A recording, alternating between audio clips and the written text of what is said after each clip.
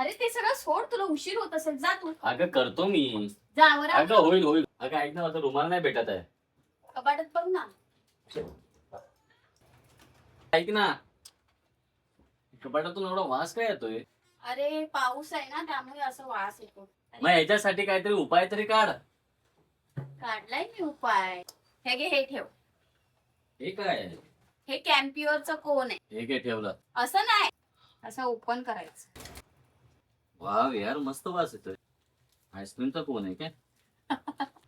पण मस्त बघ कसा सुगंध एकदम पसरलाय ना. मस्त यार. झाला प्रॉब्लेम सॉल्व.